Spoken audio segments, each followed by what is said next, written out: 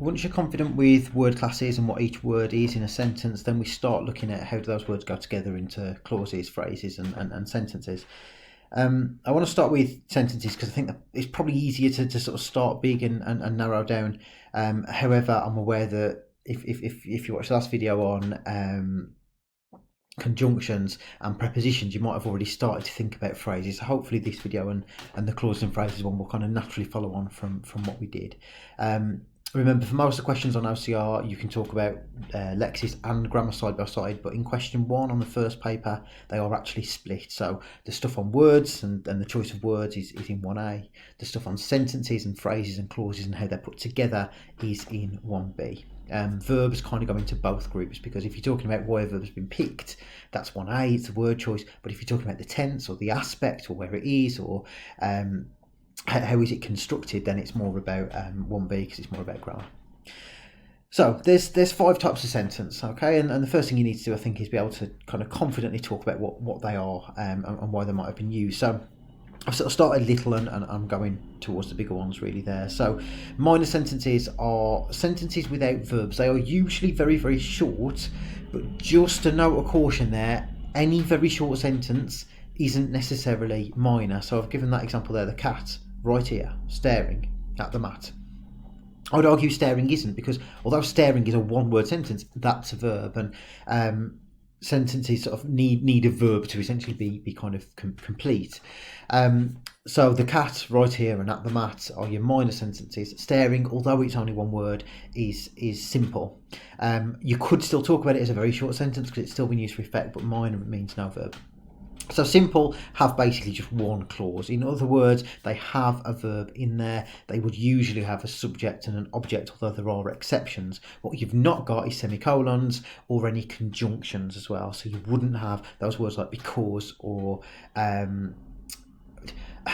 was going to say and, but and is tricky, because if you've got a list of adjectives, he was an old, fat, and tall man, then you've got an and, but it's listing the adjectives, it's not joining clauses. So you've got one main clause. So the cat sat on the mat, okay, so we've got the subject, the cat, the verb, what he's doing, and then on the mat, I guess you could argue it's an adverb because it's describing where he's sitting. You could argue that's the object, that's what he's having the action done to it. Compound sentences have 2 main clauses, or indeed more. They might have more main clauses, but they're just main clauses. Okay, so you've got equally important bits of information that are joined with a comma or a semicolon, or I've put connective, but conjunction really is the better word to use. So the cat sat on the mat and he was fat. Okay, we've got 2 equally important bits of information. The cat is mentioned in both. The cat's the same subject. We've got a verb in both, and then we've got either an adjective, a description, something to describe. If that sentence carried on and said the cat sat on the mat and he was fat and he was ginger and then he got up, it's still a compound sentence, because you're just adding equally important bits of information with and, so with that coordinating conjunction joining equally important bits of information. To become complex, it's got to have one or more subordinate clauses or dependent clauses. I've said as a general rule of thumb, you can tell a subordinate clause because it doesn't make sense on its own. There are exceptions here. By and large, they don't make sense on their own. But the important thing is that they add extra conditions or background information, okay? So they either add more information about one of the nouns in the sentence, or they add more information about the verb in the sentence, what's going on with the action, or they add a condition. So the cat, who was fat, sat on the mat. In that case, that's a complex sentence. That's adding background information about the cat. I know that's giving us the same information as the compound, the cat sat on the mat and he was fat, but whereas that one we've got the cat mentioned again, we've got the subject in both. In this one it's the cat, and then that extra clause, who was fat, it starts with a who or a which, so it's giving us more information about the cat, and then it goes on with what the cat did. And then compound complex sentence, usually if it's a very long sentence it will be compound complex, but what that means is it's got at least 2 independent clauses and at least 1 dependent or subordinate clause. Okay, so the cat, who was fat, sat on the mat, and then he got up again. We've got features of the compound sentence. We've got 2 main clauses, but we've also got features of the complex sentence. We've got a subordinate clause in there. Okay, I'd say play around with sentences and see if you can categorize them. If you watch the previous video on conjunctions, it becomes far easier, because if you see certain conjunctions, you know that there's going to be a subordinate clause. If you see a because, there's going to be a subordinate clause there. And then sentences have types, but they also have functions. That's what the sentence is doing. Pretty straightforward, this one, really. Most sentences are declaratives. They're statements. They give us information. So we've saved £100. It's warm in here. They're statements. Most sentences in a text would be declaratives. Imperatives are commands. So come here, listen to me. They can be quite enforcing of power, like those, somebody giving an order, but they can be much more positive. So choose how much you donate, or grab it before it runs out. They're much more positive. The word used in adverts a lot more, so they can be more positive than that, but they're giving us a command, giving us an order.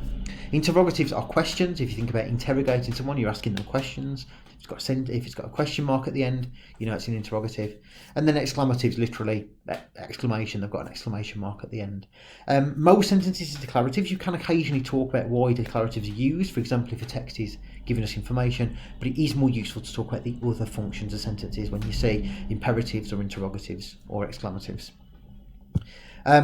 So in each of these cases, if you want to sort of pause it and have a go, you can see if you can match these things up. But in each case, I've tried to give you a type, but also a function. So the first one I've put minor interrogative. It's a minor sentence because there's no verb. It's an interrogative because it's a question. What you could do as practice is pause this and work out the other ones. What are they? Careful on that second one. Students should not.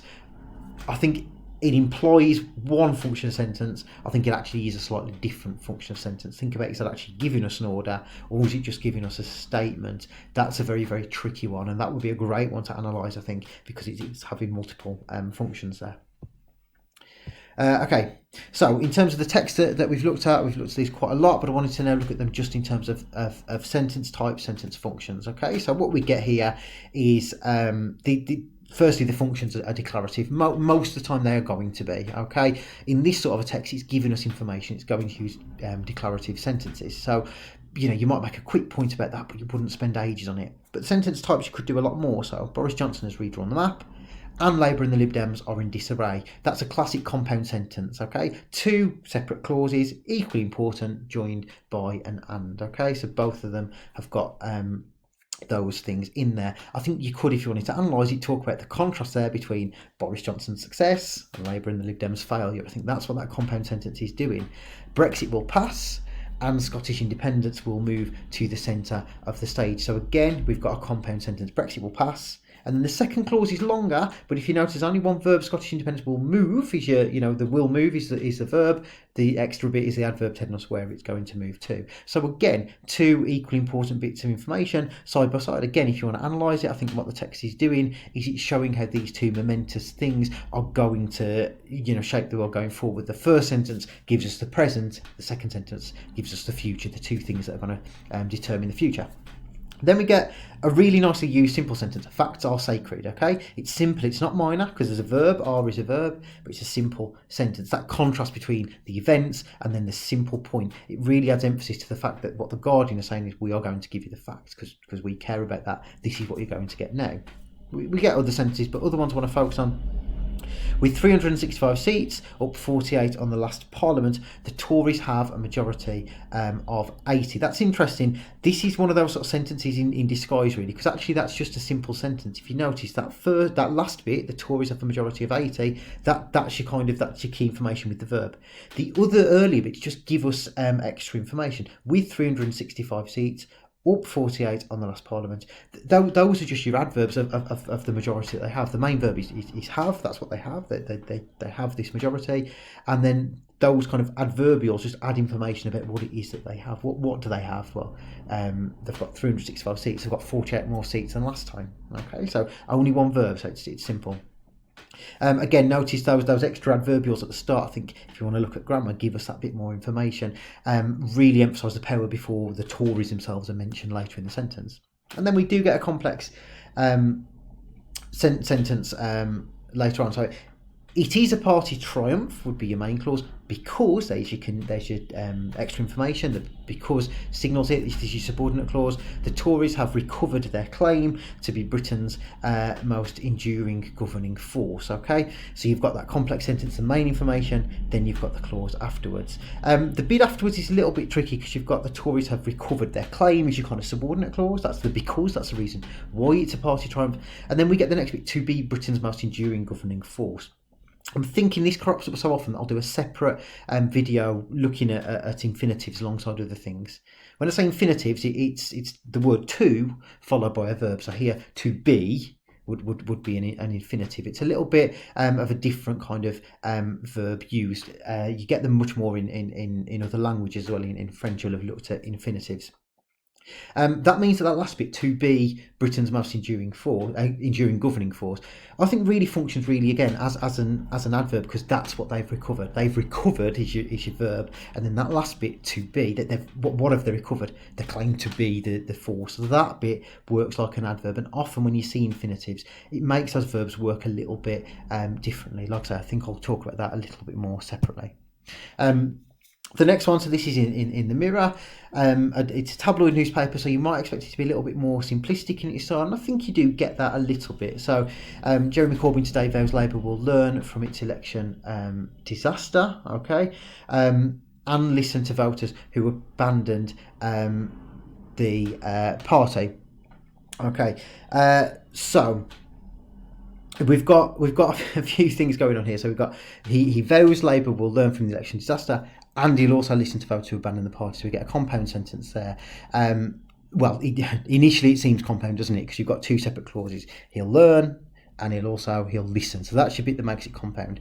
But then if we look a little bit more, that bit, listen to voters who abandoned the party, okay, we've got another verb. We've got abandoned. What did those voters do? They abandoned the party. That's like the cat who was fat sat on the mat. It's a little bit of extra information about the voters. So this actually is a compound complex sentence. It's not long, but it's got independent clauses, but then it's also got subordinate clauses like that describing those voters. We know it's a separate clause because it's got a verb. Abandoned, it's what they did.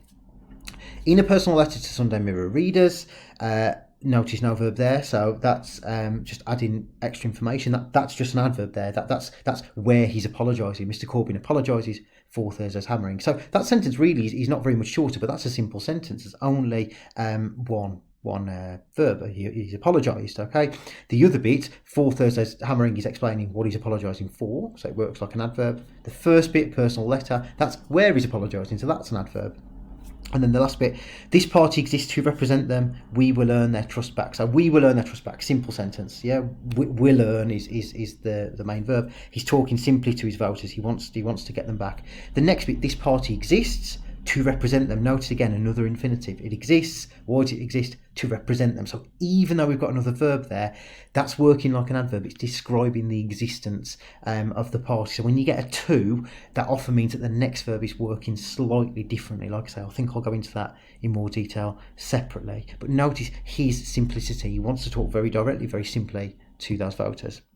And then the last one, a few I've picked up on, because I like, so it's not a minor sentence because you have got a verb. Was is a verb, but notice it's an incomplete sentence. Because wouldn't normally start a sentence. Normally we get, please tell me you were, because I was. Yeah, really that should be one sentence. That should be the second bit should be a subordinate clause in the first sentence. Of please tell me you were, but he separates them to make that little bit more colloquial. Notice one before, please tell me you were. That's a good use of an imperative, but it's not done to enforce power over the reader. It's done to kind of form a relationship with them, suggest that they're kind of laughing about the same things. Right, Channel 4's Alternative Election Night was hosted by Christian Gurry-Murtis. That's your main clause. Okay, he was hosted. And for the first time in his career, he made me hell with laughter. A compound sentence. We've got two equally kind of important clauses. It was hosted by him, and he made me hell with laughter. Okay, notice that adverbial for the first time in his career, kind of mocking him. He draws the attention to the fact that Christian Gurry-Murtis was a host, but also Ali Ross doesn't in any way rate him. The highlight of my general election night, that's not got a verb, so he's not got a clause there, which presented a dilemma and a huge sense of jeopardy on Thursday, given how unbearable the Corbynistas would have been if Labour had got a result. So This is a tricky one, okay? Because the verb is kind of missing from the first bit. What he should say really is, "It was the highlight of my night," but he doesn't. So then we get, which presented a dilemma and a huge sense of jeopardy. So we get that extra bit of information that starts with the which, this extra information on the night, and then given how unbearable, it adds kind of an extra adverbial bit of information as to why it presented a dilemma. Okay, so what we get here is a complex sentence with those extra clauses presenting the contrast between his joy but what he feared would happen, which would be the glee of what he calls the Corbynistas.